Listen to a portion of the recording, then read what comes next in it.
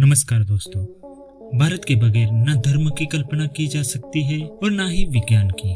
हमारे भारतीय ऋषि मुनियों और वैज्ञानिकों ने कुछ ऐसे आविष्कार किए और सिद्धांत गढ़े हैं कि जिनके बल पर ही आज के आधुनिक विज्ञान और दुनिया का चेहरा बदल गया है। सोचिए, शून्य नहीं होता तो क्या हम गणित की कल्पना कर सकते थे? दशमलव यानी कि डॉट नहीं होता तो क्या होता? तो आइए जानते हैं इनमें से टॉप 5 आविष्कार जिन्होंने दुनिया बदल दी है।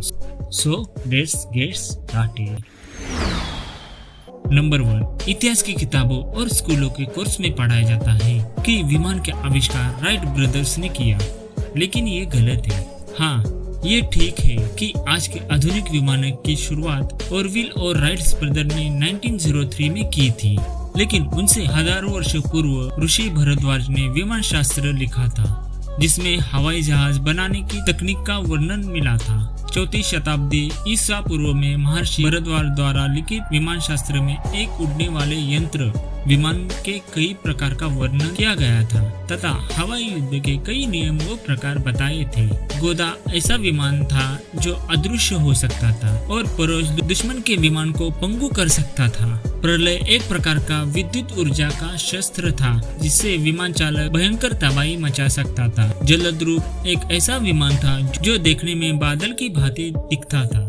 नंबर 2, अर्थशास्त्र। धनुष्य, बाण, भाला या तलवार की बात ही नहीं कर रहे हैं। इसका आविष्कार तो भारत में ही हुआ है, लेकिन हम अग्रेय अस्त्रों की बात कर रहे हैं। अग्रेय अस्त्र, वरुणास्त्र, पशुपतास्त्रास्त्र, सर्वस्त्रास्त्र, ब्रह्मास्त्र आदि अनेक ऐसे अस्त्र हैं जिसका आधुनिक रूप में बंदूक, मशीन गन, तोप, मिसाइल, विषैले गैस तथा परमाणु अस्त्र है। वेद और पुराणों में नम्र अस्त्रों का वर्णन मिलता है। इंद्रास्त्र, अग्रयास्त्र, वरुणास्त्र, नागास्त्र, नागपाशा, वायुअस्त्र, सूर्यास्त्र आदि। महाभारत के युद्ध में कई प्रलयकारी अस्त्रों का प्रयोग हुआ है, जिसमें से एक था ब्रह्मास्त्र। आधुनिक काल में परमाणु बम के जनक रॉबर्ट ओपेनहाइमर ने गीता और महाभारत का गहन अध्ययन किया, जिन्होंने महाभारत में बताए गए ब्रह्मास्त्र की संहारक क्षमता और शोध किया और अपने मिशन को नाम दिया ट्रिटोनी यानी त्रिदेव। रॉबर्ट के नेतृत्व में 1939 से 1945 के बीच वैज्ञानिकों की एक टीम ने ये कार्य किया था।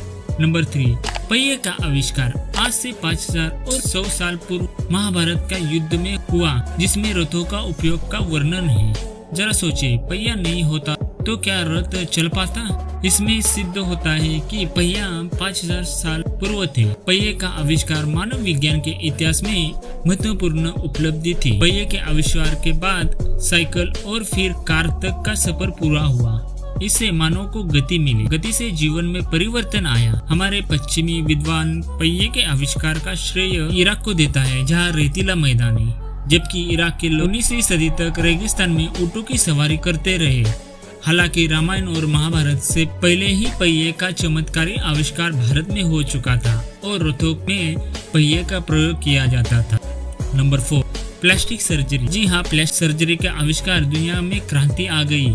पश्चिमी लोगों के अनुसार प्लास्टिक सर्जरी आधुनिक विज्ञान की देन है। प्लास्टिक सर्जरी का मतलब शरीर को किसी हिस्से को ठीक करना है। भारत में सुश्रुत को पहला शल्य चिकित्सा माने जाता है। आज से करीब 3000 साल पहले सुश्रुत युद्ध या प्राकृतिक विपदाओं में जिनके अंग भंग हो जाते हैं या नाक खराब हो जाते हैं, जो उन्हें ठीक करने का काम करते थे। सुश्रुत ने 1000 ईसा पूर्व अपने समय के स्वास्थ्य वैज्ञानिकों के साथ प्रवास, मोतियाबिंद, कृत्रिम अंग लगाना, पत्रिका इलाज और प्लास्टिक सर्जरी जैसी कई तरह के जटिल शल्य चिकित्साओं के सिद्धांत प्रतिपादित किए थे। हालांकि कुछ लोगों के सुशस्त्र का काल 800 ईसा पूर्व मानते हैं। सुशस्त्र से पहले धन्वंतरी हुए थे। नंबर 5, बिजली का आविष्कार। महर्षि अगस्त्य एक वैदिकीय ऋषि थे। निश्चित ही बिजली का आविष्कार थॉमस एडिसन ने किया, लेकिन एडिसन अपनी एक किताब में लिखते हैं कि एक रात में संस्कृत का एक वाक्य पढ़ते पढ़ते सो गए। उस रात मुझे स्वप्न में संस्कृत के उस वचन अर्थ और रहस्य का समझ में आया, जिससे मुझे मदद मिली। महर्षि अगस्त्य राजा दशरथ के राजगुरु थे। इनकी गणना सप्त ऋषियों में की जाती थी। ऋषि अगस्त्य ने अगस्त्य संगीत नामक ग्रंथ की रचना की। आश्चर्यजनक रूप से इस ग्रंथ में विद्युत उत्पादक से संबंधित सूत्र मिले हैं। दोस्तों ये थे कुछ आविष्कार जो भारत ने बनाए थे, लेकिन इसका श्रेय किसी और को जाता है। और ऐसे ही और इंटरेस्टिंग वीडियो देखने के लिए वीडियो को लाइक कर देना और चैनल को सब्सक्राइब भी जरूर कर देना।